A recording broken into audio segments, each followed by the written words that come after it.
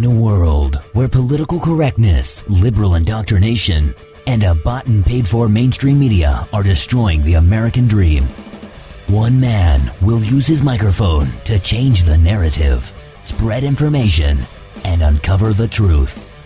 Broadcasting live from the Next Gen Conservative Studios, this is the Whitfield Analysis with Sam Whitfield.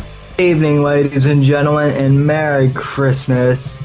I am your host, Sam Whitfield, the Analyzer, broadcasting live from NGC 1 here in Southern Florida, broadcasting live on the Next Gen Conservative Radio Network.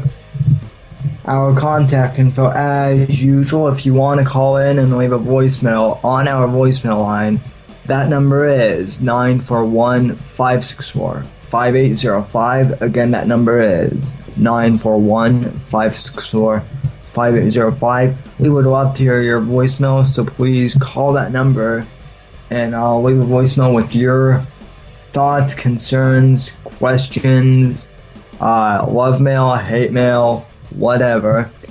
You can follow me on Twitter at SamW_NGC, hashtag WA Radio Show. If you want your tweets read live, just use that hashtag and I will read them on air.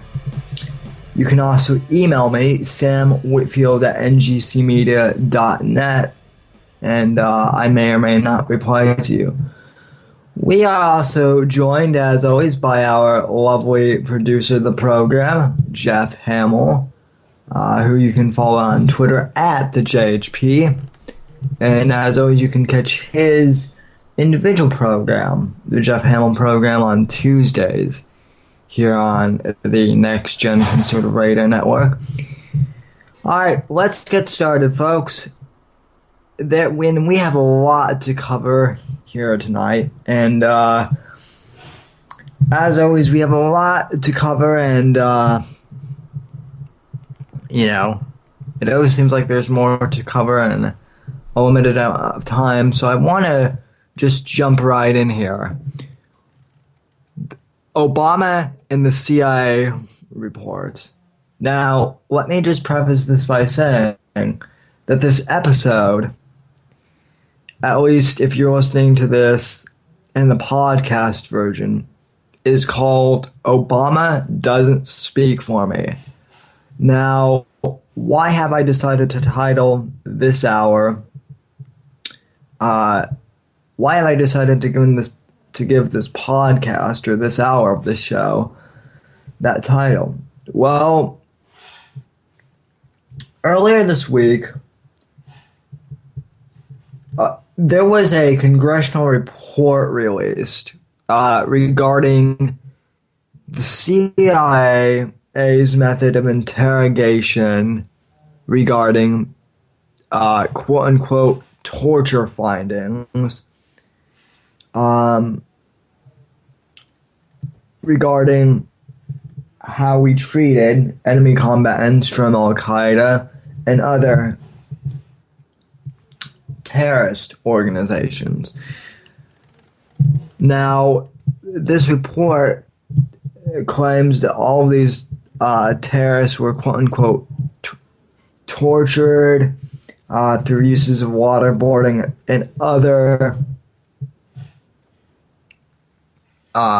enhanced interrogation methods.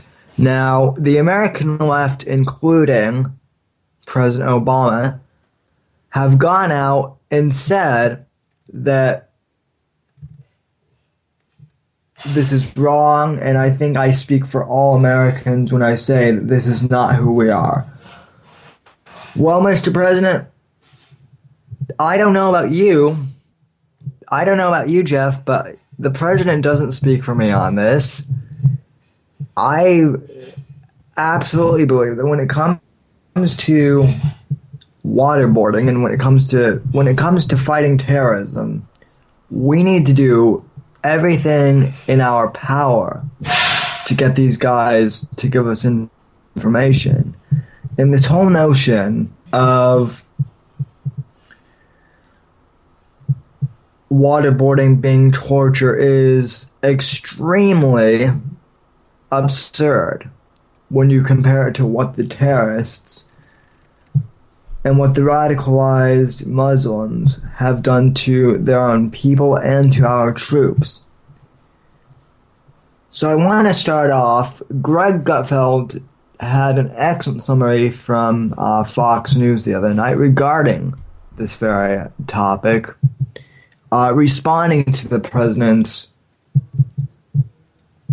mention of this is torture, and this isn't who we are, and I think I speak for all Americans when I say this is wrong. So Greg Gutfeld had just a fabulous segment on this. A lot of you have already heard this, but I just want to go ahead and play it again. So this is Greg Gutfeld talking about enhanced interrogation on Fox News from the other night. Cut number 1, go. You know why I hate enhanced interrogation? It's not who we are. That's not who we are. That's not who we are. That's not who we are. That's not who we are. That's not who we are. That's not who we are. That's not who we are. That's not who we are. That's not who we are. That's not who we are, which makes me wonder, who the hell are we then? I know we used to be a country that gave a damn about those who defended us, but now, why would anybody want to work for this government overseas? This torture report, Benghazi, the rules of engagement for our soldiers. We put these guys out there at great risk, then bury them when it's expedient. We enjoy this bubble of freedom thanks to stuff we don't see, stuff we don't want to see, tactics that aren't for spin the bottle, but to protect a civilization, ours. The CIA, God bless them, understand this question. If your family was targeted for attack, wouldn't you want every tool available to stop it? Or only those approved by Brian Williams? If we let the media control what remains on the table, there'd be no damn table. And so we were warned that this report will lead to more dead Americans. But that threat was always there. Our enemies gladly do things far worse than what's alleged here. And done not to save lives, but just for sick kicks. Flying planes into buildings, bombing embassies, beheadings. We don't incite such savagery. It was always there. The worst place on earth is Earth. Here's the math. There were 119 terror captives. 39 were waterboarded. Before that, 2,997 people died on 9/11, thanks to al-Qaeda. There hasn't been a successful terror hijacking in the United States since. So save me your hand-wringing. You don't play patty cake with demons unless you're okay with losing. The sad thing is, some are. So, Andrea, the abuses we've seen, they're wrong. Some are grotesque. But since... Okay. Now, ladies and gentlemen, Greg Gutfeld, I believe, is absolutely right. And the fact is, I don't even think you can call waterboarding torture compared to what these demons, as he is calling them, do to our not only our troops, but our civilians.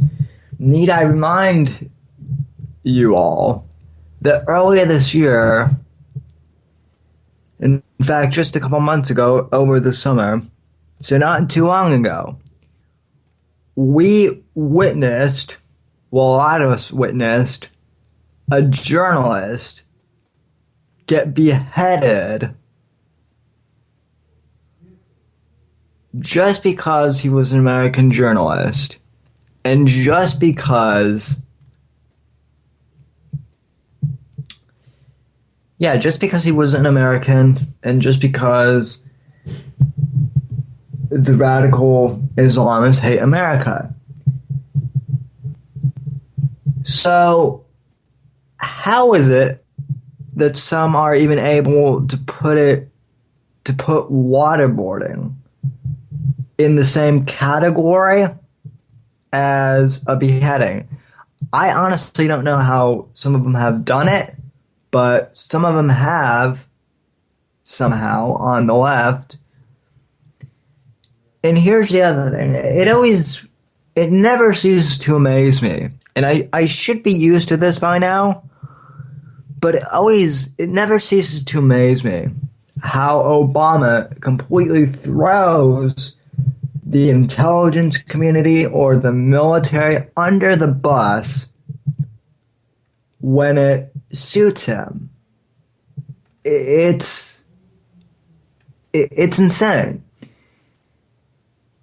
Let me also give you some food for thought, ladies and gentlemen, and then I want to hear Jeff's opinion on some of this before we go on to the second clip. But let me bring this up as food for thought first. Back in 2010, we were successfully able to eliminate Osama bin Laden, the most wanted man in the world. We were able to eliminate him in his compound at night with intelligence we had gathered from a courier. Now, do you honestly think that the CIA just went up to this courier and said, "Hey, Mr. Courier, we know that you work for the most wanted man in the world, and we know that you swore a blood oath to protect him, but we really want to know where he is. I mean, we really want to know where he is. So, you know, could you just please tell us where he is? If you tell us, we'll be really nice. We may give you like free candy. So please tell us where he is." I mean, that's how some people think that we got bin Laden's location. Or that's kind of the fantasy mindset that some people want to believe. But the truth of the matter is, and they haven't released it officially, but I am willing to bet you anything that there was some enhanced interrogation used to uncover the location of Osama bin Laden. When you have a courier for the most dangerous man in the world, you can bet your ass that he's not going to just roll over and say, "Oh, well, because the Americans are being so nice, I'm going to completely flip on my death to America mentality, and I'm just going to tell them where Osama is because I'm cooperative that way." And I just feel like telling them, no. I can guarantee you that there was enhanced interrogation. And I guess one of the things that drives me crazy, and I'll come back to this point throughout the evening, but every American was more than okay with the fact that we took out Osama bin Laden. I almost said Obama bin Laden, but I caught myself there. Yeah, everyone was okay with the fact that we took out Osama bin Laden. However, not everyone would have been okay with the way in which we obtained that information. Now I am, because the ends justify the means.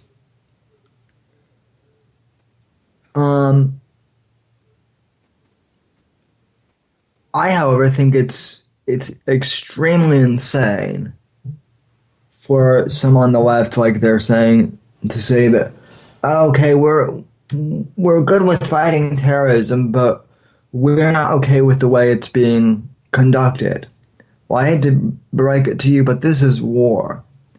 And in a war, sometimes you have to play dirty, and sometimes that means that you're going to have to do things to the enemy that aren't always pleasant. But before I go off on another rant, I'd like to hear the producer's opinion on this. So, good evening, Mr. Producer. Good evening, Sam. I think for the most part I would agree. There are some things that so for instance, one thing that I don't agree with is the ends justify the means. I don't like that phrase per se. I do understand the meaning behind it. I do understand that it might be socially inappropriate or unacceptable for us to be torturing these people to try to get information out of them. And we could say that the ends justify the means, but that's just kind of like a cheap way out of it. Here's the bottom line. Right. We had to get information from these low-life scum pieces of crap, and we did. These people, I'm not going to beat around the bush. These terrorists are horrible, awful human beings, and I think that there is a special place in hell for them. Here's the thing. There were more of them in charge of others. We had to get the information from them, and so we said, forget it. I don't care if it's la la la la or if everyone's going to be on our side. It's going to be, I'm going to freaking attack these pieces of crap. We're going to do as much as we can to get information from them. And if some UN official, if some student from UCLA Berkeley has a problem with it, sucks a freaking suck. These people had it coming to them. They say the same thing about us. Oh, America is the reason for us to terrorize. Shut up. That's crap. Their ideological thinking, their social, cultural way of life claims that they have this religious state that has to do this stuff, and they have to terrorize people, and they have to get everyone to worship Allah their particular way. And then when you have that running a country, the religion is after each other. It's not just it's not just Christians or atheists against Islam. It's Sunnis versus Shiites and Shiites versus Sunnis. The freaking whole religion is up in arms against each other because they don't know who the frick is supposed to run their own religion. Nonetheless, now they're bringing other countries into it. They're bringing other religions into it. They're bringing other political parties into it. And it's all worthless. It's all stupid. And these people attack us? Heck yes. We knew about this crap from freaking 5 years ago, 10 years ago. And all of a sudden, now it's being brought up? Sam, I could have told you in 4th grade, yeah, we're going to terrorize you. We're not going to terrorize. Well, I guess you could think it that way. But we're going to we're going to do as much as we can to get the information from them. If that includes waterboarding, which can, technically speaking, kill you, but it's like, also, it's the likelihood of you dying from waterboarding is about as much as you overdosing on weed. Like, it's so slim that it's barely possible. And if it's possible, there's something else that went on with this thing. And I know you're going to talk about that in a little bit, but these people think that we're the worst human beings for torturing these people to get information from them. We haven't even scratched the surface, people. You want to see horrible torture? Go to 4chan. Ask them, hey, how should we terrorize these people? How should we torture these people and get information from them? You will find some really messed up pieces of crap. You could find some people that are like, you all you have to have is some baking soda, some cinnamon, and some milk, and you can get these guys crying in 10 minutes. You can get some alcohol and a rag and a lighter. You can get videotape of their family crying. You can get this, you can get that. We can do so much worse. And the left is pointing our finger and saying, we torture these people? How could we have? We don't do that. We don't do that. Heck yeah, we do. Everyone was for this war. 98% approval rating, people. 98. For some reason, now all of a sudden we've forgotten 9/11. We've forgotten the terrorist attacks. We've forgotten this. We've forgotten that. Why?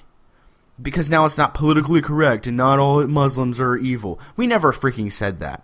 We said we're after Al-Qaeda. Now we're after ISIS. And for some reason, we just allow people to cut off each other's heads. Sam, if one person back in the 1980s was killed during the Cold War, the entire freaking country, every one of our allies would have stood up and pointed a finger at them and said, we don't appreciate that, we're coming after you. Now all of a sudden, we're just sitting over here thinking, well, that's not the best thing, but at least you didn't kill everyone. like for some reason you behead 6 people and that's perfectly okay.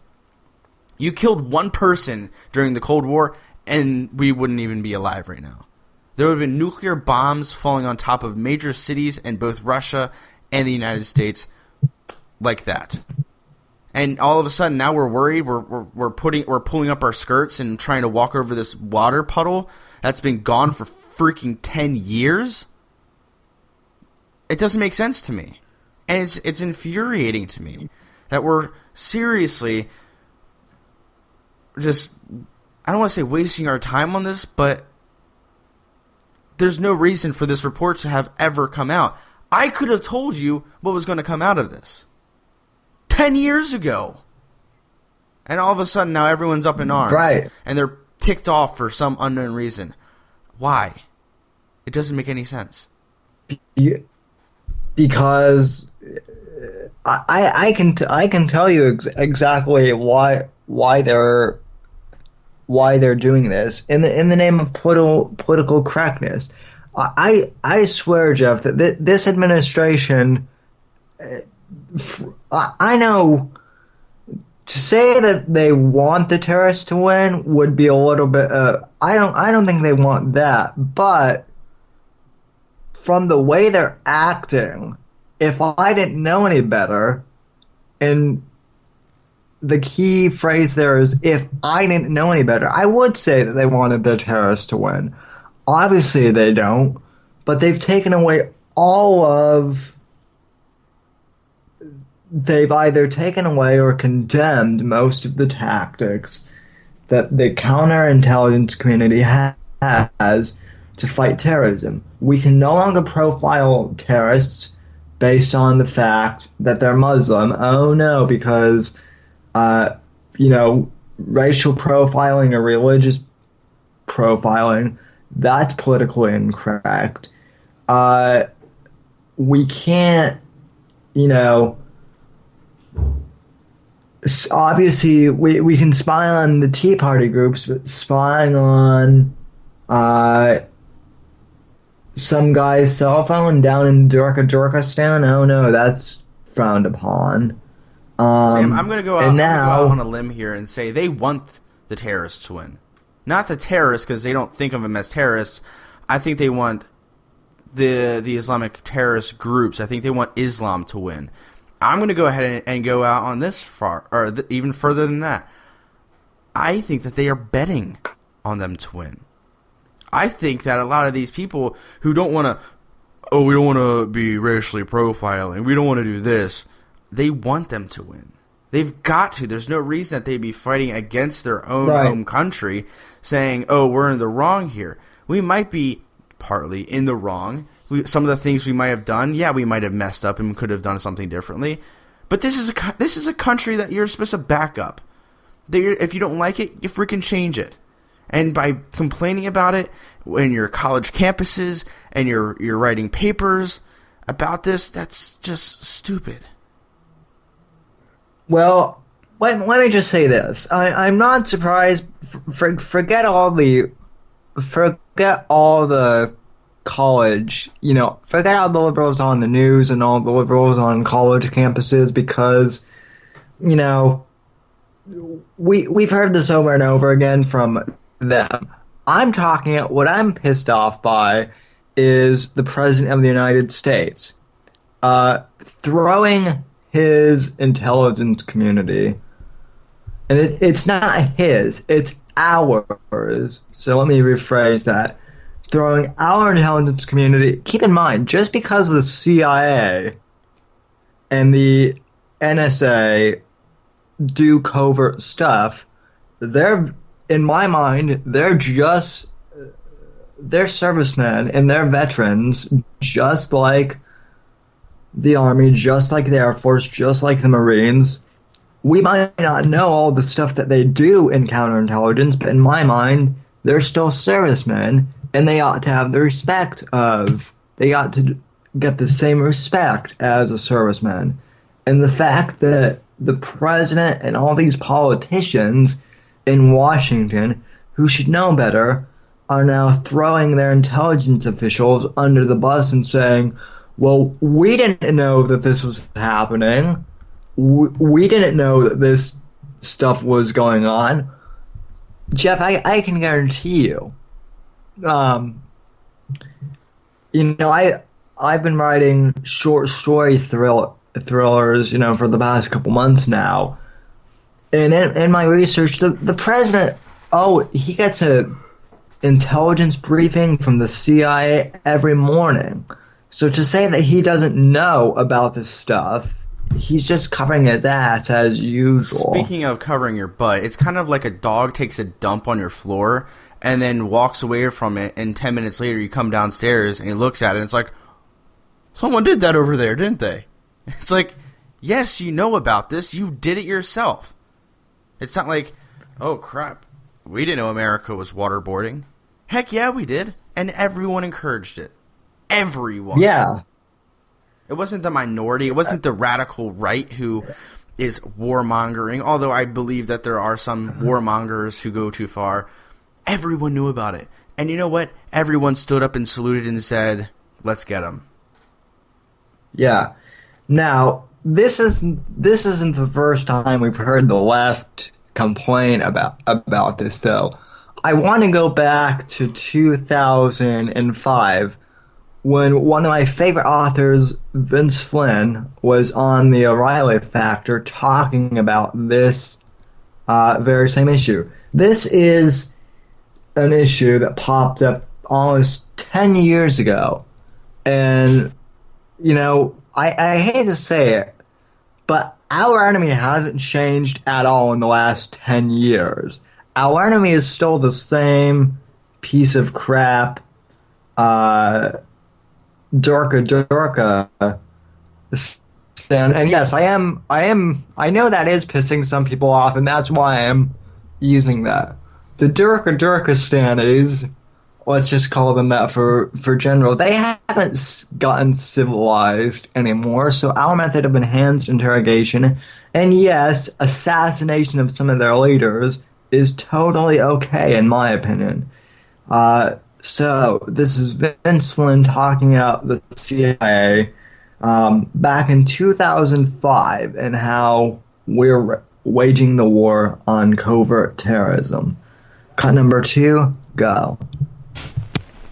He's the king of political intrigue, a master storyteller. Now best-selling author Vince Flynn returns with Consent to Kill. Anti-terrorism agent Mitch Rapp has saved countless American lives, but can he save his own? Consent to Kill by Vince Flynn.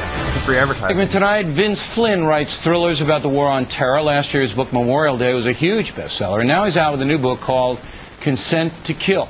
What separates Flynn from other writers is that his research reads like nonfiction, and he levels serious charges against countries like Saudi Arabia, and actually writes the CIA has assassins on its payroll. I talked with Vince Flynn a few days ago. You're a controversial guy. I mean, your books make it quite clear that you believe Saudi Arabia is our enemy. How have you drawn that conclusion? I was writing about terrorism before 9/11. After 9/11, I started to look into Wahhabism, which is the radical sect of Islam that started in Saudi Arabia. And the Wahhabis basically have a Faustian deal with the Saudi royal family. And they export terrorism through the madrasas, the schools that they build over in Pakistan and Indonesia.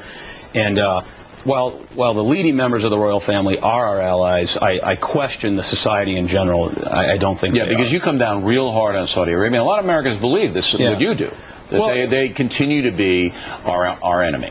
It is, and we've discussed this about Hollywood before. It's an extremely sexist society. And I'm waiting for the day when Hollywood will eventually come up and stand up and do a movie that examines Islam the way they go after the Catholic Church. That's never going to happen. No. Now, your hero is a guy named Mitch Rapp, CIA assassin. Mm-hmm. Okay, now just CIA assassin. A lot of people going, oh, we don't have assassins. But they don't want to believe that. And in fact, most of these guys that we do have that are doing this are former Special Forces operators or current Special Forces. But we really operators. have assassins. I wouldn't. It's one of those deals. our government doesn't want to admit that. We have special forces operators. But have you found out that we have guys on the CIA payroll who are assassins? No, I can't say that. So this is the fictional part of your book. This is the fiction. This is when I created Mitrap back in '94. I looked at it and I said, Islamic radical fundamentalism is continuing to be a problem. These people are saying death to America. Osama bin Laden had already attacked us once. He said he was going to do it again. And I felt that we should be out there taking these guys on, not waiting and playing defense. I created the Mitrap character. All right. So what you've done is you've taken a character, because when you read Mr. Flynn's books, it's like reading nonfiction, even though it's fiction. I mean, very well researched. You've been to a lot of these places. I was just over in Amman, Jordan. Right. You paint the picture very vividly, and you go, yeah, this guy knows what he's talking about. But you can say, you're not telling me that we have secret assassins running around shooting people in the head. I won't go that far for a variety of reasons. I have people that tell me things in confidence, and I agree to not put them in my books. I got it. And but I'm all for it. Oh, I know you are. Yeah, and you're for torture too. You're a mean guy. Oh, Bill, the ticking bomb scenario. I always say this. Before 9/11, we had Zachariah Moussaoui in custody. Right. If you could turn back the clock, how many Americans would say, take the gloves off, find out what that guy knew? Maybe we could have prevented the attack. Because this is what makes your book controversial. You're for torture. Because under extreme circumstances. Right. Mitrap does do that. And then you say that, we got CIA guys who are assassins. Now, when you bring the material to Hollywood, because there's no question your books are very entertaining, sell an enormous amount of copies. So they're slam dunk action movies. Yep. So you bring your material to Hollywood, and what do they... Well, there was a producer at a large studio last year, and we're still trying to get a movie made with that studio, so I can't really say anything. But the producer said, she read Memorial Day and said, I hated it. It was more Bush than Bush. And I'm sitting there thinking, politics have nothing to do with this. Right. You should be making movies because you want to make money and entertain. The president in the book was a Democrat, and can't we all get on the same page that terrorists trying to detonate a nuclear warhead in New York City is a bad thing? And so I think that their hatred of Bush gets in the way of them making a good business decision. Beyond that, I think, they're afraid that it might affect their overseas sales because it won't play as well abroad. I disagree with that. And then thirdly, I think that they think that they will be targeted for assassination if they make a movie like this. Oh, really? I think they're targeted for disdain by their cocktail buddies. Exactly. That's what I think it because is. If you make Memorial Day or Consent to Kill, and then you go out to Malibu, Barbara Streisand will go, I'm not going to talk to you. They don't get it. Hollywood, they never understood talk radio. They don't understand Fox News. They don't understand Walmart. They don't understand I think they understand Fox News, because they loathe it. All right. I have to tell everybody that these are very entertaining books. Memorial Day is out in paperback. Consent to Kill is in hardback. You will enjoy them, even if you don't agree with Mr. Flynn's politics. They're very entertaining. We appreciate you coming in. Thanks, Bill. Appreciate it. Now I want...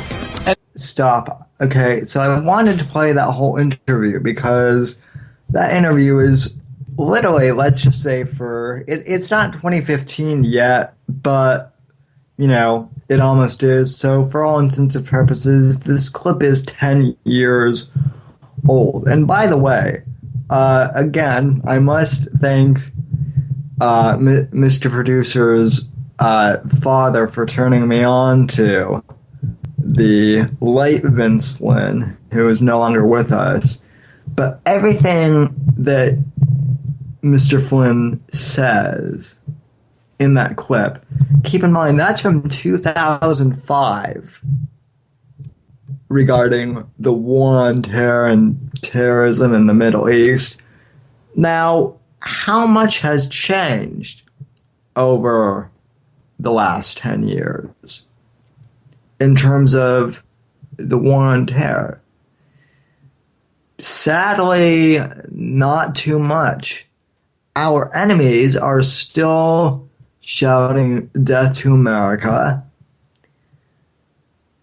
They're still plotting attacks to bring America to its knees. I can guarantee you that hasn't stopped. We still have members of the Saudi family who are funding terror cells, and so within the last 10 years, not much has changed. So why the need now for our methods to change? Why are we being quote unquote too harsh in the left's mind. And here's my bigger question. Why has the war on terrorism all of a sudden become this left-right issue? I honestly don't understand it. I mean, obviously, political correctness and, the war on terrorism isn't very politically correct. So I understand the left logically, but this should be something where we all agree that, you know what, these people are evil. We need to take these a-holes out before they take us out. I mean, it's as simple as that. I think Zach hit the nail right on the head in the comments. He said, the Democrats are sitting on this torture report for 2016 as a campaign tactic to preach that we cannot tolerate having another Republican president. When the Democrats lose control of the Senate, they had to release the documents now because they can't in 2016. It's all political. And I think that is the only possible reason why this is happening right now. Again, 15 years ago, almost 13 years ago, we knew about all this crap, and they're bringing it up because they lost to the Senate, and they continuously lost the House. This is the only thing that they have going for them, and it's paper thin. Zach is absolutely right. But, I mean, and Jeff, you and I can have a quick conversation about this. To me, it's tragic. So much so that this could actually, I could cry or scream or both right now. But the fact that people are using the war on terror and terrorism as a political tool to say that this side shouldn't run or, vote for us in the case of what the Democrats are doing is shameful. They ought to be ashamed of themselves, in my opinion, because it's not a left to right issue. In my opinion, it's look, we better take these assholes out before they take us out. Otherwise, none of us are going to be here to debate issues for 2016. I mean, and that's a harsh reality, because if these freaks got their wish, the entire United States would be in a mushroom cloud. I mean, this country would just be a mass graveyard, and we would all be dead. So instead of worrying about, how can we use this to make our enemies on the right look bad, as the Democrats are doing, how about waking up, smelling the coffee, and realizing that, whoa, holy crap, these are our real enemies. I guess we can't play nice with them, so we better destroy them before they destroy us.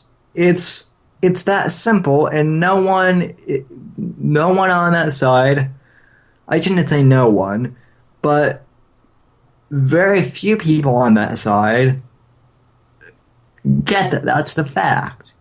If anyone on the left wants to call into the voicemail line, 941-564-5805, please leave me a voicemail and tell me why this whole thing with waterboarding and torture. Tell us why our counterterrorism methods are wrong.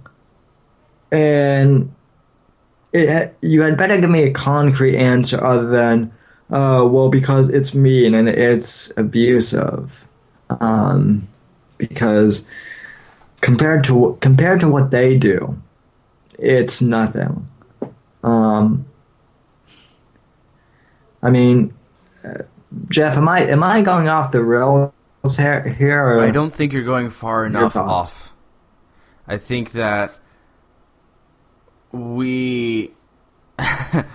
I think that a lot of people didn't want this information out for some ungodly known reason because everyone knew about it.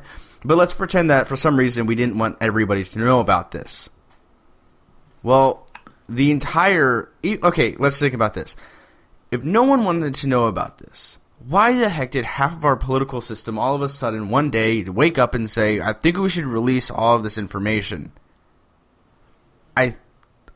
It could be, and I highly think that it's because of the 2016 election. It could also be because we're fighting people who don't really care, who want us to lose, who want Islam to take over the planet, because that's what they're going after.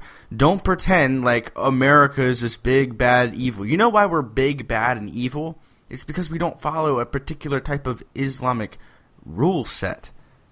And we're not fighting the good war against Canada or something. You know, it's down to a theological mindset of everyone must agree with what we say, and everyone has to do it our way. I was listening to The Shield the one week, and Patrick the captain played this one clip of this guy holding an ISIS flag, and he was saying, you know, we aren't the bad guys, everyone doesn't understand, or no one understands us, everyone thinks we're evil, but we're really not, we're just trying to get our freedom, and all of that, and everyone's like, you know, good luck, God bless you, and then he puts out an Israel flag, and he's waving it, and he's saying the same thing, but on the other side. You know, we're fighting for Palestinian freedom, and we're fighting for this, and Hamas is evil, and people are telling them to F off and get off their campus and all of this stuff. Because for some reason, all of a sudden, our political systems have told us that the people who we are supposed to defend in the Middle East are our enemies, and the people who hate us literally hope that we all burn and die because we're just American. We are supposed to back them up and say, you know what, we should die, because for some reason we don't agree with everything that they say about their particular theology, which, by the way, I want to point out again, that half of their religion doesn't even agree with. Half of their religion says, yeah, we want peace. Half of them say, screw that, we want to kill everyone who doesn't agree with us. Technically speaking, they all should think that way because it's in their theology, but I'll go half and half. I cannot think of a logical reason besides politics that the entire left side is, for some ungodly known reason, not wanting this, or wants this information quote-unquote released or leaked or whatever for some unknown reason. Yeah, you know what? And the thing of it is, even after knowing all this information, I mean, look.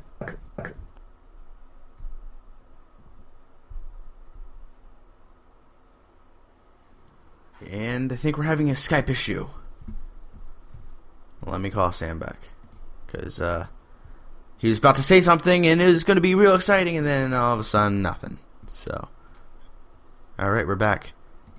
You're just about to lay into something, and all of a sudden I couldn't hear you. And I still can't hear you. It might be your microphone, Sam. That's my best guess. But, yeah, I can't hear you. We're still streaming. My internet's good. What do you guys think? If you could tell Sam on the voicemail. But yeah, I mean, I have no idea what he's about to say. Sam, you're still not coming through. I cannot read his mind. I know, weird. If you go into your preferences, make sure your microphone is set up, because you might have knocked the cord out. But what do you guys think? If you're on the chat, if you're listening on iTunes, go back, listen to Sam. Say, hey Sam, you're an idiot. Hey Jeff, you're a moron. But answer me this. Why do we have an entire political system that are going against the American everything just to say, forget it, F it, we don't need that? Why do we have an entire side of the political spectrum that is going against what we should believe, and that is stopping these evil people, and we're just like, yeah, whatever. It just, I just can't comprehend the reason that they would do such a thing. And I also can't comprehend why the heck we can't hear Sam. Because I've called him about 4 times now, and he's here. He's on Skype, but he can't talk. He's...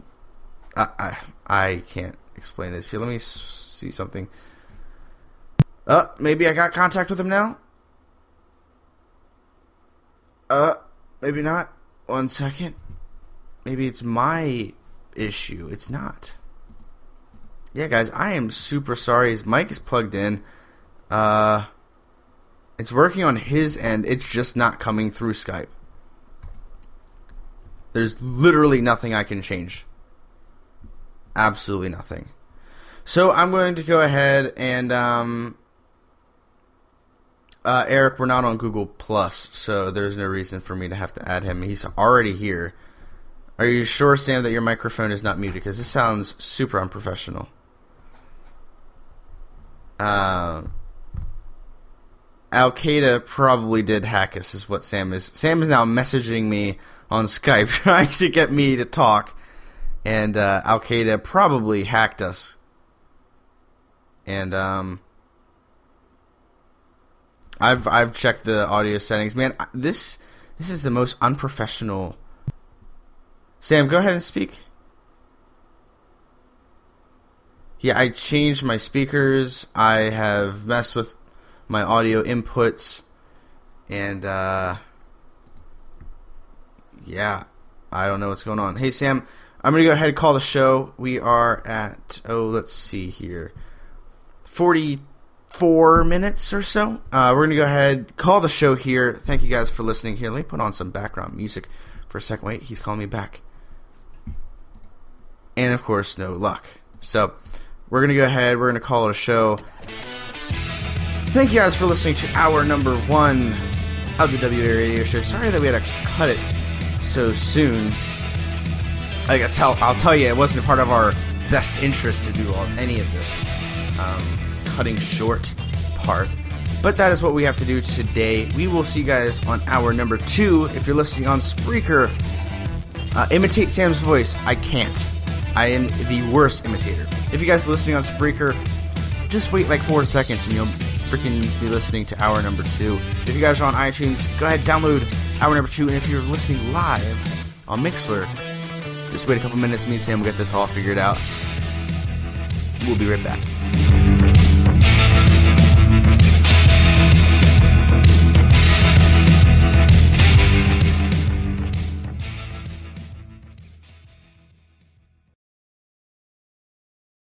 Hello friends, Jeff Hamill here. The holiday season is officially upon us, and that means it is time to go out and buy gifts for your friends and relatives. The greatest gift you can give your loved ones is a power bank from Octopod. A power bank is a portable charging station that you can connect any USB device to. Go to octopod.com/NGC and check out the Ion 10, Ion 3, and Ion Solar power banks. Again, their website is octo-pod.com/NGC. And remember, NGC is powered by Octopod.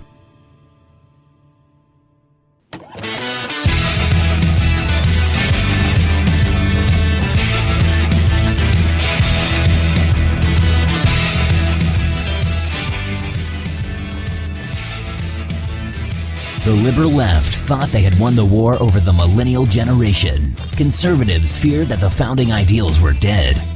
They weren't counting on Sam Whitfield to try and stop them. Broadcasting live, it's Hour 2 of the Whitfield Analysis with your host, Sam Whitfield. Good evening, folks, and welcome to hour number 2 of the Whitfield Analysis. I am your host, Sam Whitfield, now back on air with you. If you had tuned in for hour number 1, I was on a roll just bashing the American left for sympathizing with terrorism, when all of a sudden my the audio went down on my side, even though everything on my end was working. But nevertheless, we're here for hour number 2. As always, you can contact us. The number is 941-564-5805. Please leave a voicemail. As always, you can follow me on Twitter at SamW_NGC, hashtag WA Radio Show. And you can email me, samwhitfield@ngcmedia.net. So, picking up our conversation from hour number 1. Wait, before we do that, Sam, I just want everybody to know that after I finished the first hour, literally did nothing except for called Sam back and came back on. I think since I mentioned the word 4chan, it kicked us off. I'm pretty sure I just screwed us again. Or it was Al-Qaeda that was like, oh, Durka Durka. We don't want these guys talking. Durka Durka Durka. So, and Eric said on a roll, pun intended, Sam. Well, pun unintended, but yeah, sure, we'll go with that. We'll just say sure. Anyway, though, so as I was saying, this whole notion that the war on terror is a political issue is just, well, I'm going to be frank. I don't swear a lot on the show, but I'm going to call it what it is.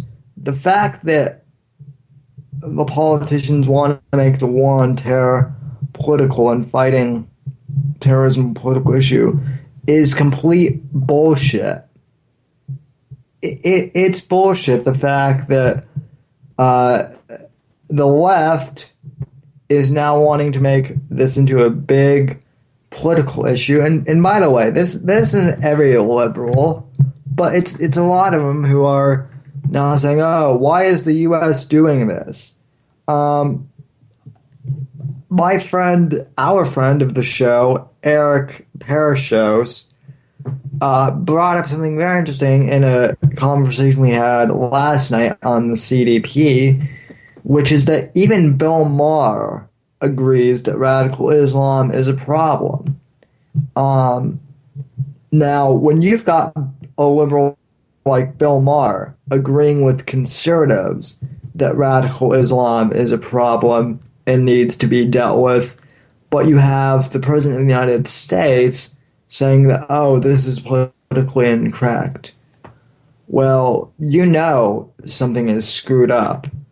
Granted, I don't agree with Bill Maher on everything politically, but, lately he's been on a roll when it comes to radical Islam and, what a serious threat it is. At least he gets it. And that's more than I can say for our president. Radical Islam is a threat. And, I just, there's not a lot I can say other than it's just, I don't understand how some people could be that stupid to believe that, political correctness reigns supreme over national security, because that's essentially what they're saying. And so that was the point I was trying to make last hour before I got so rudely cut off. And I was going to ask Jeff to respond to it, but then we got cut off. So, Jeff, your thoughts? And any thoughts from the Peanut Gallery, aka the chat room, which, by the way, you can sign up for a free account and over at Mixler and join our live chat room. Very nice product placement there. I don't really like Bill Maher, and a lot of the things he says, I think he's very incompetent of a lot of things. However, what he is incompetent of, religion, theology, he's incompetent on both sides, I believe. Not incompetent as in stupid or doesn't know what he's talking about, like the actual definition of the word, but what I mean is he doesn't have an actual opinion on theology. But he doesn't side on one side nor the other. It's not like he's super against Christianity but super for Islam, or vice versa. I like that in him, and I like some of his opinions, and I do think that, heck, the man doesn't... He has the cojones, as you said last night, the cojones to make the point. Eric said not only does he agree, but he's leading the charge among liberals when it comes to pointing out how effed up radical Islam is.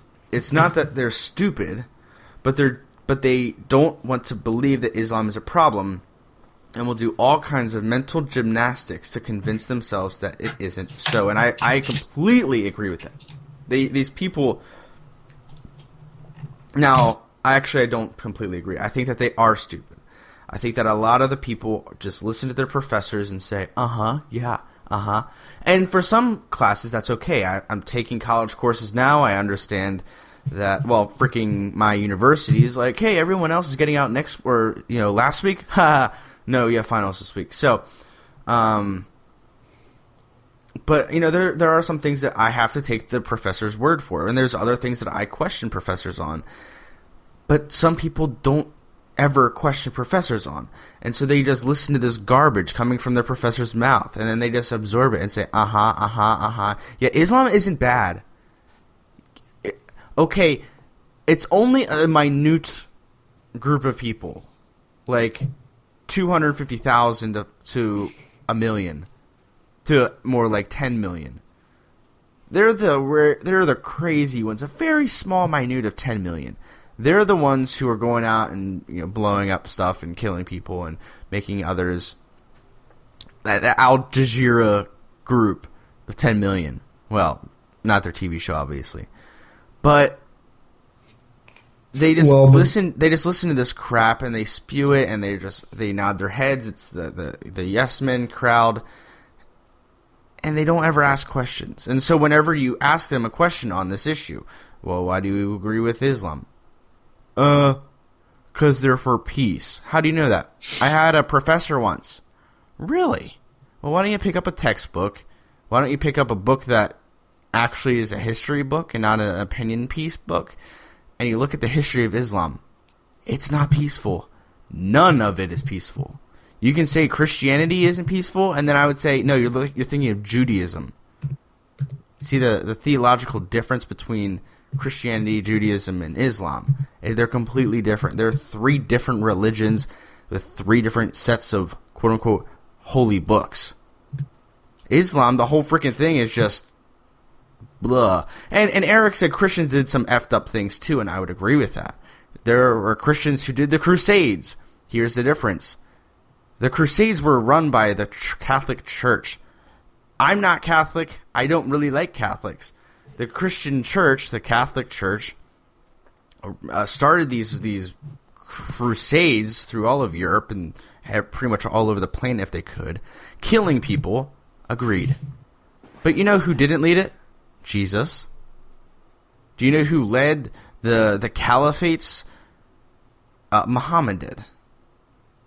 But the reality, this is Eric saying, reality today, there's one religion in which religious violence is coming from much more prominently, and I would agree with that. But here's the thing. They get the idea from their leader. That's the issue. Muhammad, we got to kill all the infidels. Jesus, we got to love everybody. The difference is that the Christians heard we got to love everybody and then stone them. But that's not what Jesus was talking about. The Muslim listeners, they hear, yeah, we're supposed to kill the infidels, and then they go out and kill the infidels because that's what their leader told them. It's one thing to be told what to do, and it's another to listen, go in one ear, go out the other, and say, I'll do whatever I want. And that's the difference between the two major religions here. Right. I mean, and the other thing too is, ever since this report has come out, there's always this crowd that says, well, not all Muslims are terrorists. And again, when the frick did we ever say that all Muslims are terrorists? It's almost like an involuntary reflex. It's like in regards to this like report on torture that came out, Muslim didn't even come up in the conversation. But yet, like, I'm reading on some of these Facebook pages, like I'm still reading that, like, you know, not every Muslim is a terrorist, and it's like, why are you still saying that? We didn't even bring it up. Which I do have a theory. I think it's because they have a guilty conscience. Because I think when you say that, obviously it's not true that obviously not all Muslims are terrorists, but just by saying that, in my mind, you're essentially, you know, trying to justify the ones that are. It's like saying, well, it's like trying to say, well, not all people from the South are racist. No one ever said all people from the South are racist, but anyone who says that, of course, I'm using this as an example. I'm not actually saying that. It's just they're trying to justify racism. It's the same thing here. Why do we have people, you know, saying this unless they really are in favor of, you know, killing all the infidels? But they have to say it because they have a guilty conscience or whatever. I mean, I know that statement didn't flow too well, but I'm hoping that you folks understand what I'm trying to say. This whole thing of political correctness regarding Islam, and heck, regarding religion just in general, it's got to end. It's got to end. It's not doing us any favors. Now, claiming that not all Muslims are terrorists is true, but all terrorists are Muslim. No, we're just putting that out there for shock value. But Zach brought up that the Crusades were about the Holy Land. That's true, but it is, you know, Muslims believe that the world is the Holy Land. That is what they're supposed to go after. They literally want the entire planet to worship their form of their god. There's another problem, according to the Peanut Gallery, is that Sam Harris made, we've been sold this meme of Islamophobia, where any criticism of the doctrine is conflated with bigotry against Muslims as people. I'm not necessarily, I don't agree with that. The doctrine is what I'm against. I don't think you would go up to somebody and say, hey, I'm against you because you're Islamic. I'm against you because of your freaking ideals, of your ideology. That's what I'm against. I'm not against you as a human being, just like I'm not against liberals as human beings. Just like I'm not against other groups of people because they're human freaking beings. Right. I'm against people for their doctrine, for their ideas that contradict what I believe. Right, and I think in you know, to kind of agree with what Eric's saying, I don't think that Eric or Sam Harris, I think they're saying essentially what you're saying, but we've been sold this myth, Jeff, that, you know, everyone who is against radical Islam hates all Muslims, and, you know, kind of like what you're saying. We just hate how extreme their ideology is, and I think, but we've been sold this bill of goods that because you hate the radical ideology, that you hate, that because you hate the ideology, you hate everyone that follows the ideology, if that makes sense. I'm checking my phone. Oh. But no, I agree, and so does Eric. I just think that at this point, everyone agrees that I want to say something that everyone would seriously agree with, because we're all supposed to be on the same side. but we're not. We can't waterboard because that's torture. We can't do this or that. If we complain about waterboarding one more freaking time, I'm going to complain about going to school all the time. Next time we have this torturous, awful thing, please save it. Please save your breath. The only time that I want to hear about you complaining about torture is when we're ripping people's fingers off at the slightest. But, and Zach brought up the point, there's only 3 people who are waterboarded. 3.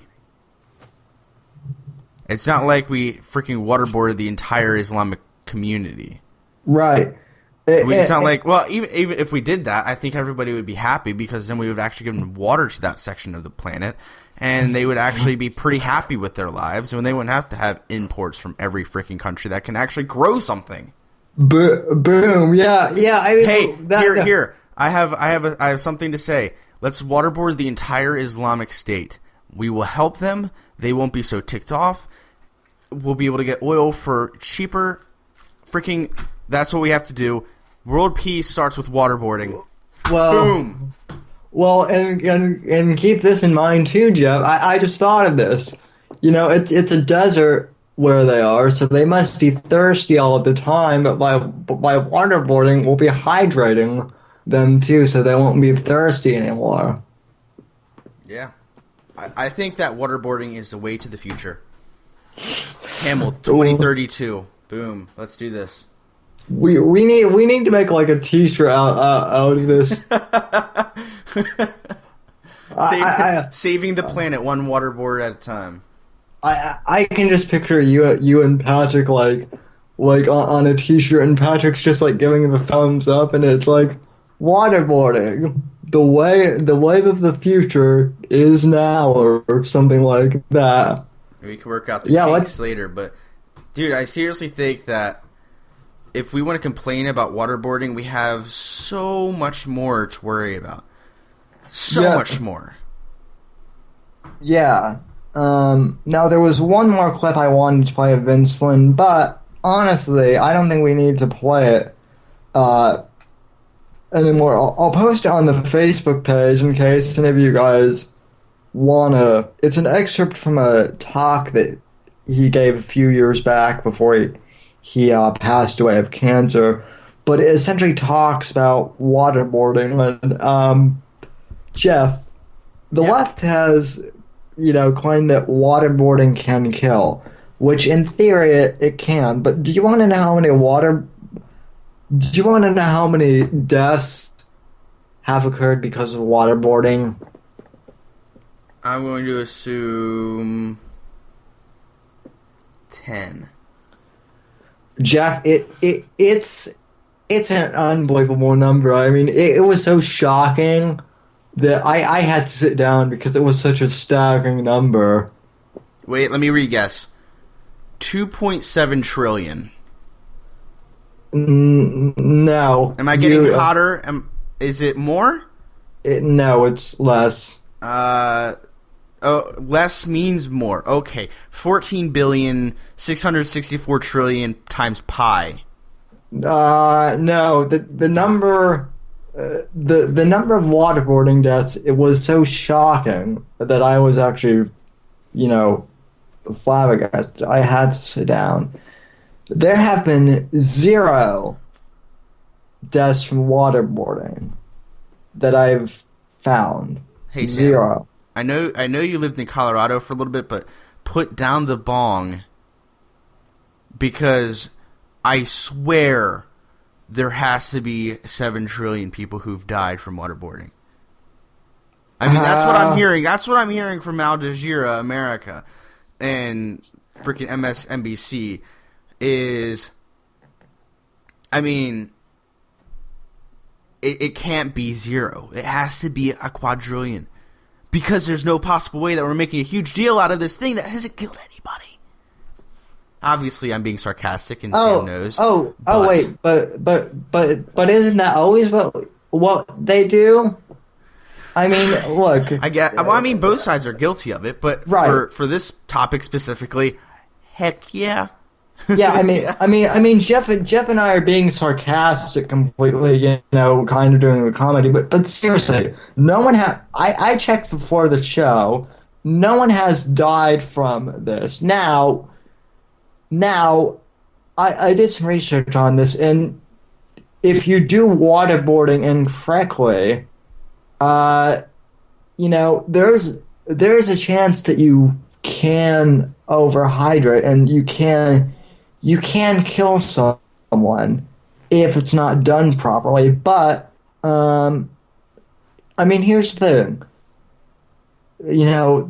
These terrorists have been kept in pretty sanitary conditions. There's been a doctor present during all these waterboarding interrogations, a freaking medical professional there in the room that monitors our operatives very closely. Now, I don't want to get graphic, but do you want to know some of what the stuff that the terrorists use? Because this is, if we want to get down to brass tacks, let's compare torture methods. Can I make a prediction?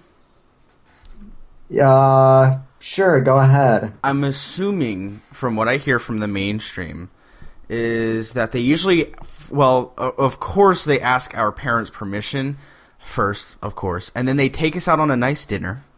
And then after our nice dinner, then they ask us politely, hey, can you guys sign this treaty to stop doing this? Thanks. And then if we sign it, then we go on a second date, and then we got married, and everything is happy, and if we don't sign it, then they kill us anyway. Or something like that. Right?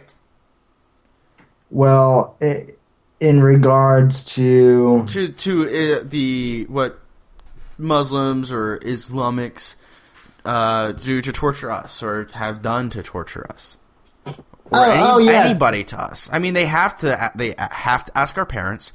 They take us out and give us a nice fine meal. Ask us politely, hey, do you mind signing this? I mean, it's not a real big deal. It's just something you need to sign real quick. And everything's happy. Yeah. So you're saying it's essentially like 50 Shades of Grey. Right. I mean, in a less graphic sense, yes. Right. Eric says that the worst form of torture, I'm going to skip a few things, but is watching the Star Wars prequels on a constant loop. He also did include the fourth Indiana Jones movies, but I don't know enough about that to make that a joke.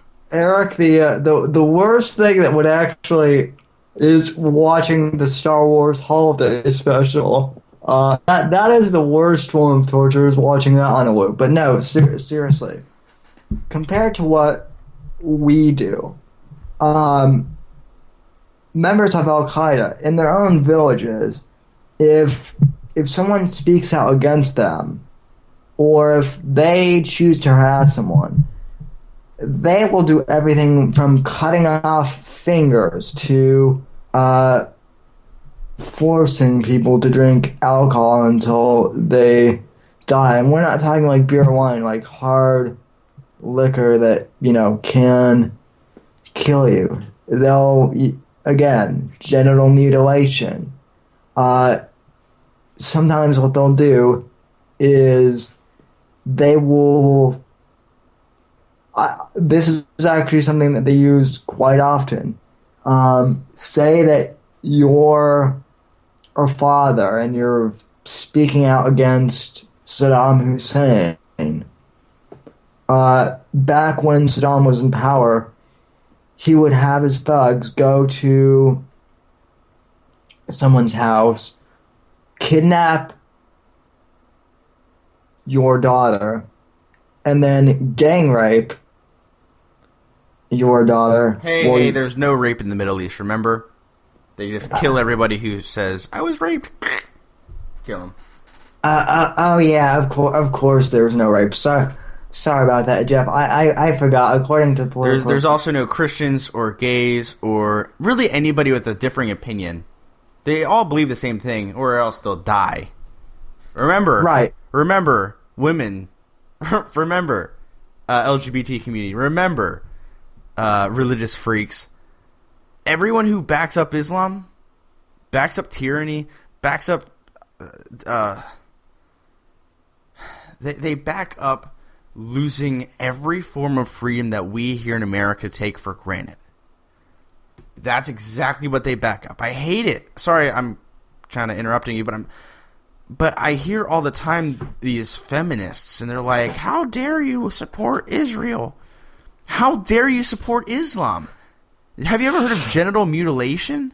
Yeah, that crap actually happens. Have you ever heard of the fact that women are only half of a voice in court? That actually happens. Do you remember on my show, or maybe it's on here, maybe in September, October, there was a lady who was stoned by her own, and not stoned as in marijuana. I know, put down your bongs. It's not. I don't mean they got high. I mean they literally got stones thrown at their head for who knows why. Maybe she lifted up her skirt, or whatever it is, her burqa. Maybe she accidentally said Allah's name incorrectly. Gets stoned to death. And for some reason we're complaining about the fact that women who aren't working as much, maybe they make 15 cents less. We're complaining about the fact that there's a dude who's walking in the middle of a city, and he's wearing, he's wearing a kind of feministic or anti-feministic T-shirt. We're complaining about catcalls of, hey, beautiful, have a good day.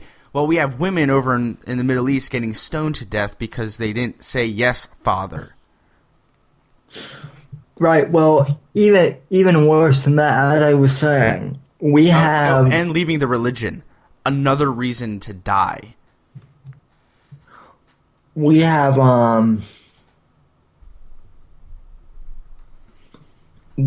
seen... As I was beginning to say, we've seen this happen where in the Middle East, Saddam's power thugs would kidnap someone's daughter, rape them, and force the father to watch, and then they would kill the daughter because she had sex with another man, even though she was raped. You want to talk about torture? Waterboarding sounds like a tickle fest compared to that. It does. Compared to anything that these scumbags do. And here's the other thing. Oh, well, we can't waterboard or we can't torture these terrorists because if we do, then we stoop to their level. No. Stooping to their level would be beheading them. Stooping to their level would be raping their daughters while we force them to watch. Stooping to their level would be genital mutilation. Stooping to their level would be any number of things that those sick freaks do. But no, waterboarding is not stupid to that level. Neither is slapping them around a little bit like Jack Bauer did. It's just, again, political correctness is so stupid. F political correctness.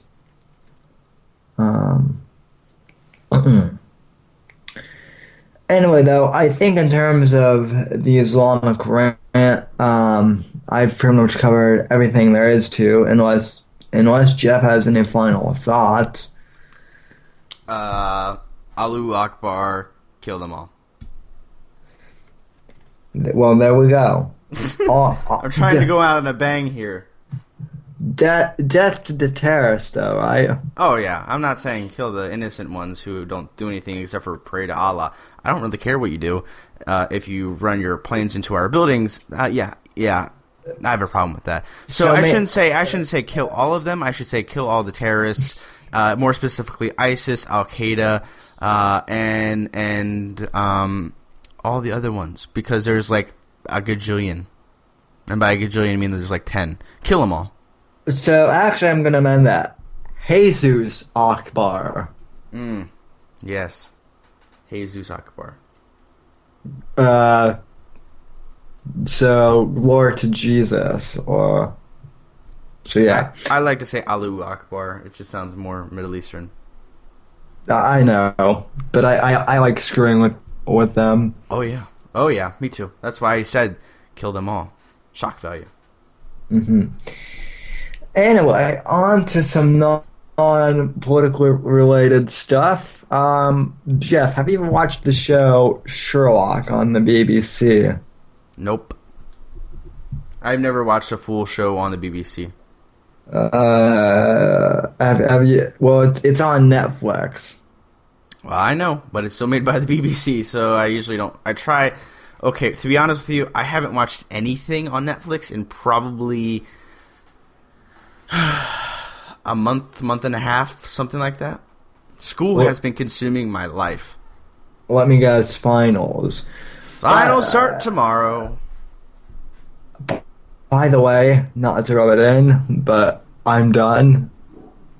Yeah, I know. My hardest final is tomorrow morning at 8 a.m., which means after this call, I'm going to go downstairs, eat dinner while this video or while these audio clips export. I'm going to send all this information to the internet and then study until I can't study anymore, and then go and pray to the econ gods that I don't fail. Oh, you won't fail, Jeff. You're smart. Anyway, on another subject, what do we all want for Christmas this year? That's the question that we're going to be asking. What's on your wish list for Santa or anyone in your family? So, Jeff, we'll start with you. What do you want for Christmas? I want, well, one of the things I want to add to my list now that I didn't put on my original list was there's a new poster I got, and it says, I hope you guys can still hear me okay, there will be people that say you can't make a living out of something you love to do, but are you really living by not doing it? It's a poster by a guy named Olin Rogers. He's a very funny comedian, YouTuber guy, and I got the poster, and so I want to I want to frame it and put it up on my wall. I also want in-ear monitors so I can listen to music without anybody else interrupting me, and I love in-ear monitors. And because my Android does not freaking work with my car radio, I'm trying to see if I can get a Bluetooth car stereo system that my phone could connect to. Also a Chromecast, because I like watching YouTube videos on my TV from my phone. Awesome. And of course money and world peace. So there we go. Well, I mainly want on my end, I mainly want money and Amazon gift cards. Mostly Amazon gift cards so that I can buy myself a pair of Bose headphones, and actually that's like what I really want for Christmas. I also want a backup hard drive, which I actually got last night as an early Christmas present because I desperately needed it. Just to give you guys some perspective, I have a 512 gigabyte MacBook Air, and last night I got a backup drive that is 1 terabyte. Okay, so I backed up my laptop, so I have the backup, and I've started deleting stuff. I now have almost 100 gigabytes free, but before I backed it up, I had only 32 gigabytes left on my hard drive. So yeah, backing stuff up pays. But I really want a pair of Bose headphones or earbuds because I know they're expensive, but I always seem to have this problem of earbuds blowing out on me, or like one of the buds blowing out on me. And I take good care of my headphones either, so it's not like I just, let them get tangled. I take really good care of it. For some reason,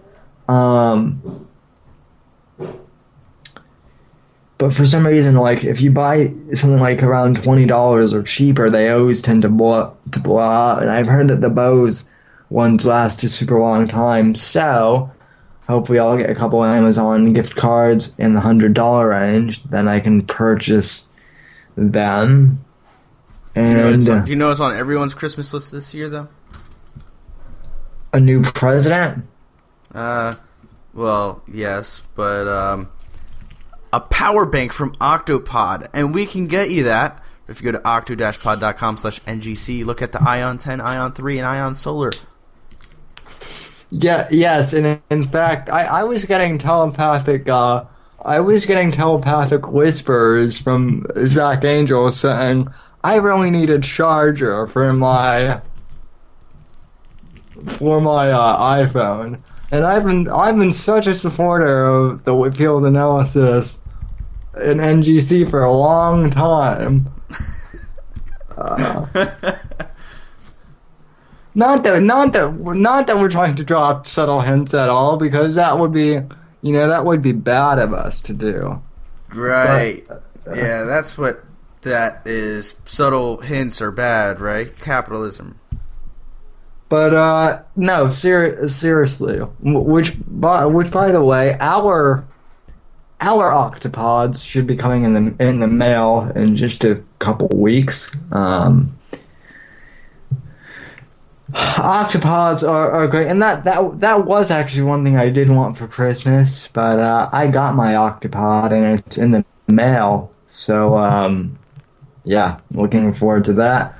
Also, not to let the cat out of the bag, but when I go to shop on Amazon after Christmas, I will be clicking through a banner on ngcmedia.net, which will give us a little bit of money from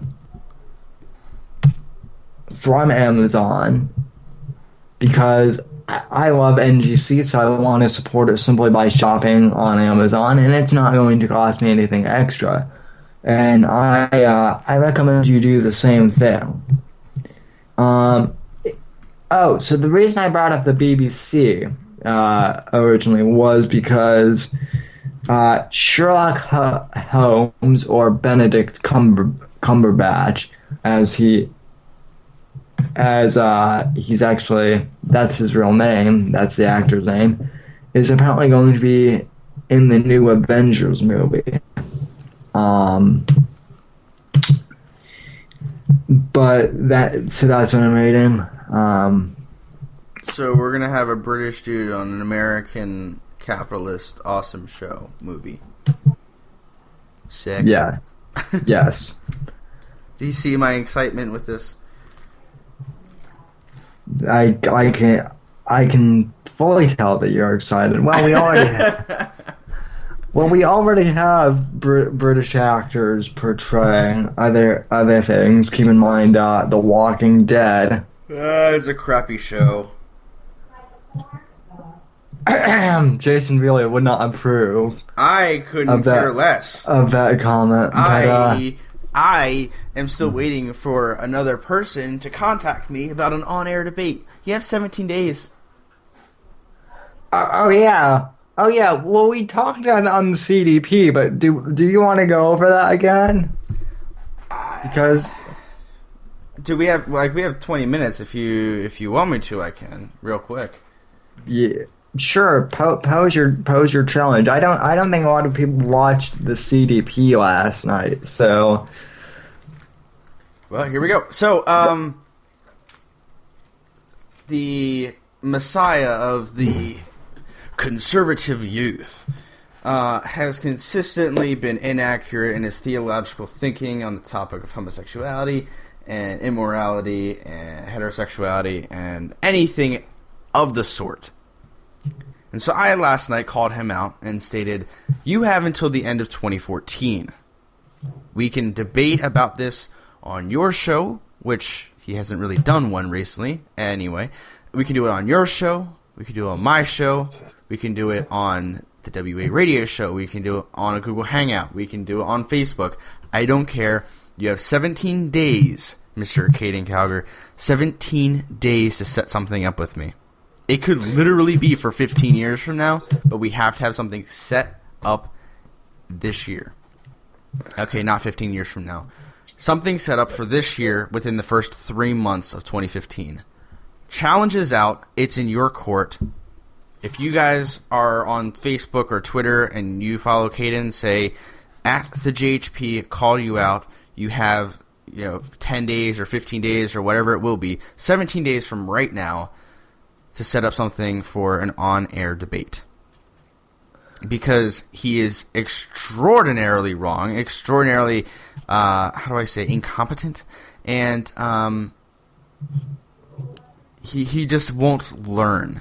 And I'm not doing this to teach him something. I'm doing this to show people that not all Christians are complete idiots and morons and hate people.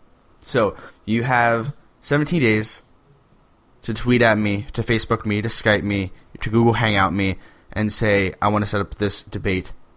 We'll get moderators. We'll get people on that are moderate, literally moderate, don't care about this issue, to tell us how to run this thing, and we'll do it. I heard 5 minutes, 2-minute rebuttals, and I'm down for that. So I'm calling you out. Ball is in your court. Your decision. Let's do this.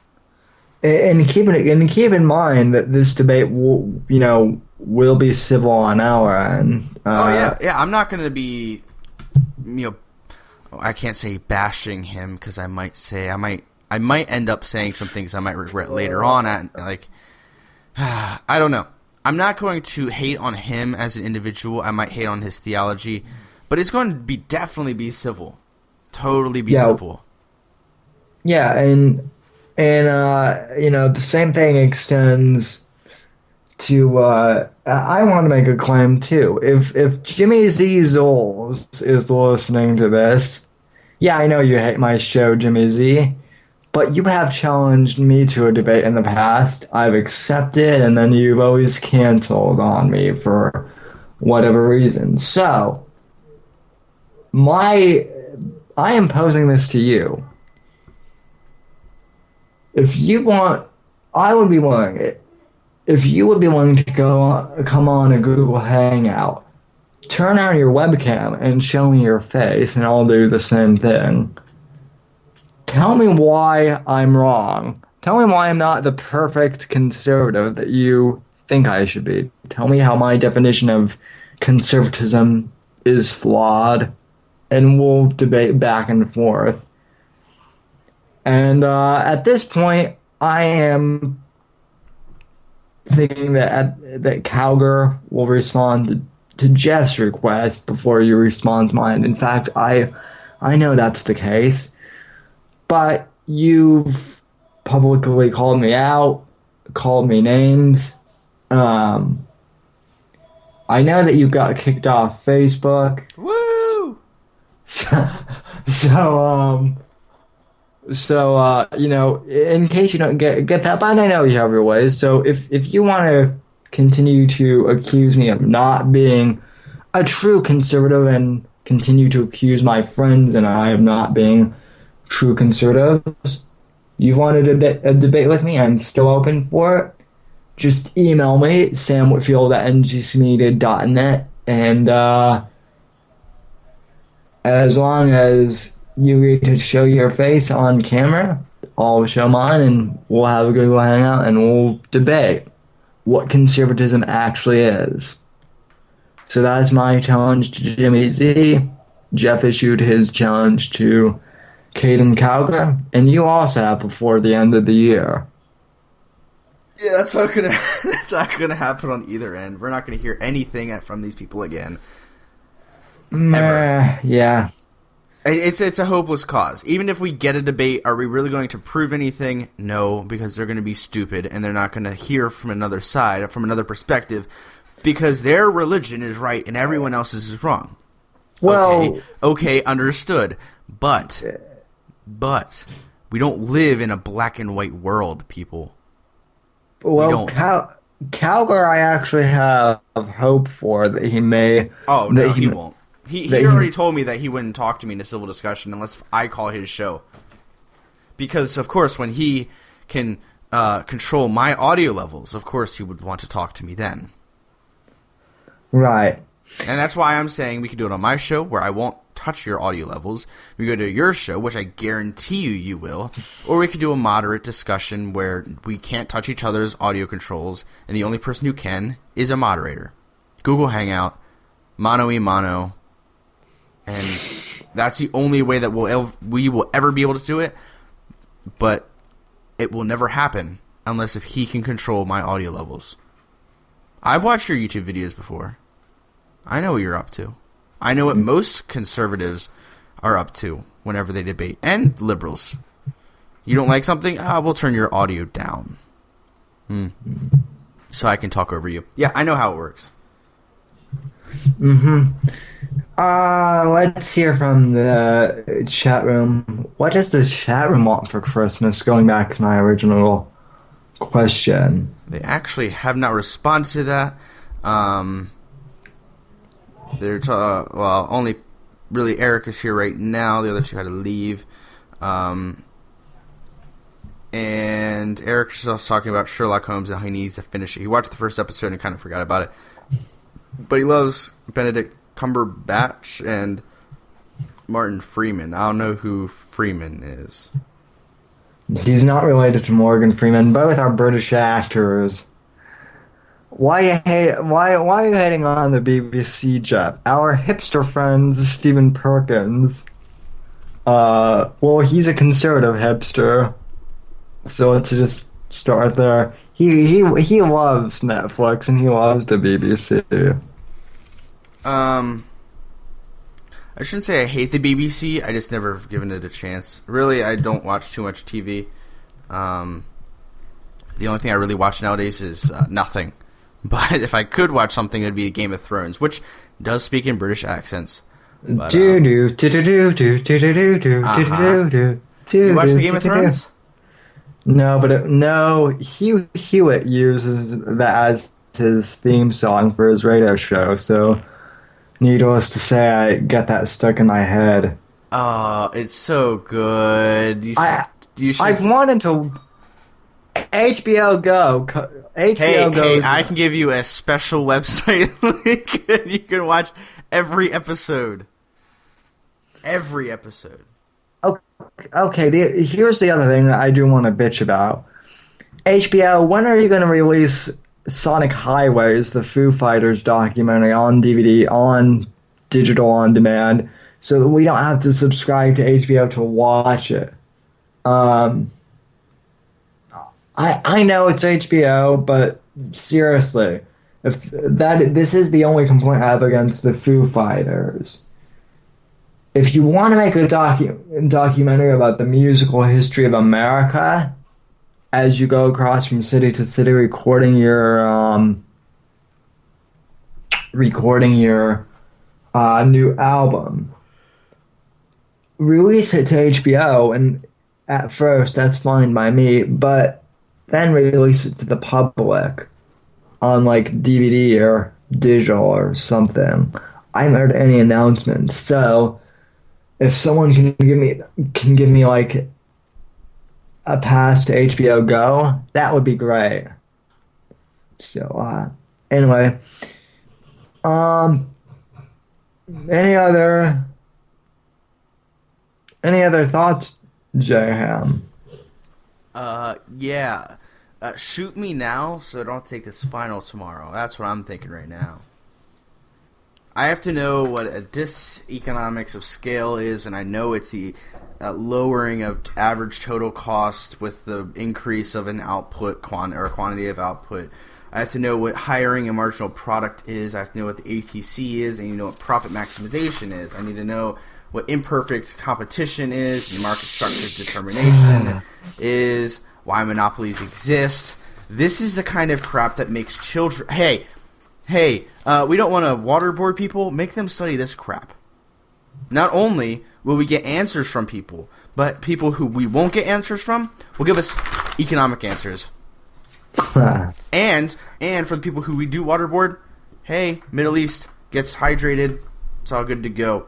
You can explain to me what the heck a Nash equilibrium is, what a tying is, what a game theory, a resale product maintenance, prisoner's dilemma, tit for tat strategy, all this crap.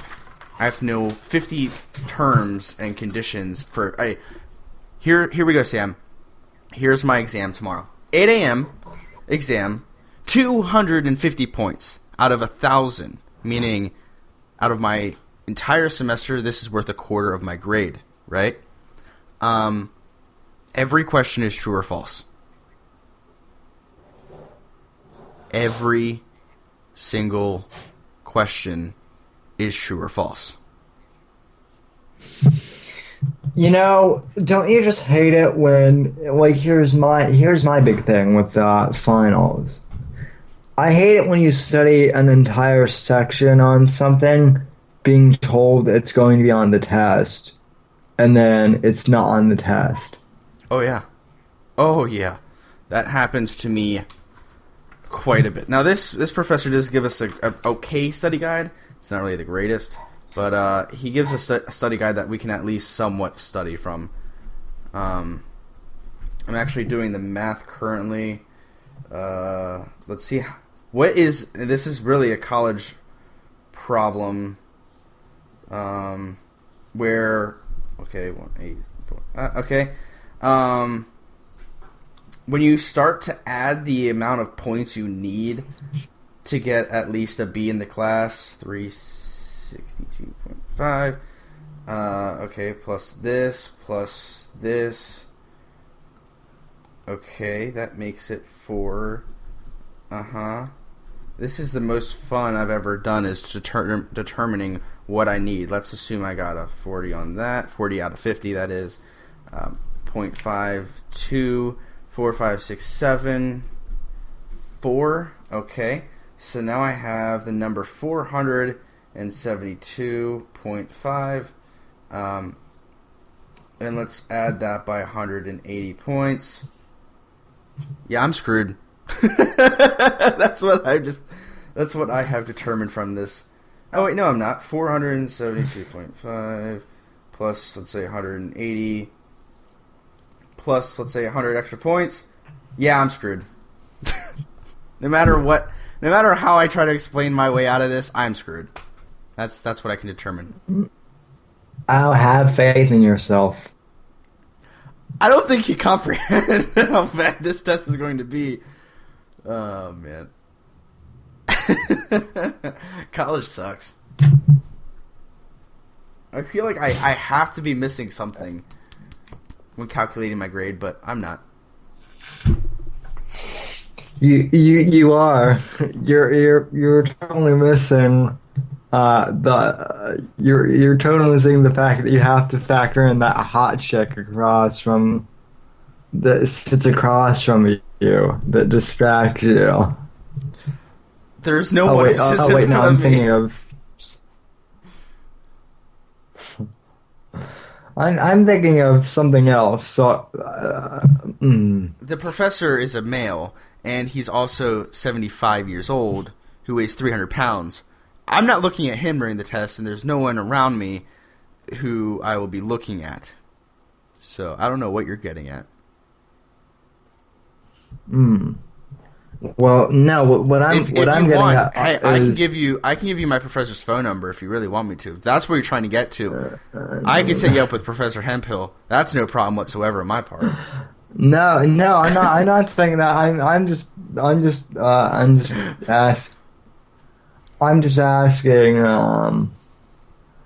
asking if there are any girls who can distract you in that class. Yeah. No. It's a class of 102 or something, so you would assume yes. But I sit in the second row, and there's about 13 people that sit in front of me or beside me. and so there's no one to distract me. So, in other words, you have no. Right. Precisely. That's the point I was getting at. You don't have any hot girls to distract you from doing well. Nah, not really. To be completely honest with you, no.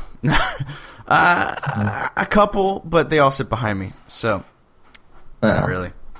Anyway, I think we should call this a show, since I'm literally talking about how many points I need to not get a D in this class. So yeah, I'm pretty much done, and so folks, I think we covered pretty much all we need to cover. Be sure to go to our website at ngcmedia.net. Follow us on Twitter at ngc_media, and yeah, until next week, from all of us here at NGC1, have a good night. God bless and God save this great nation.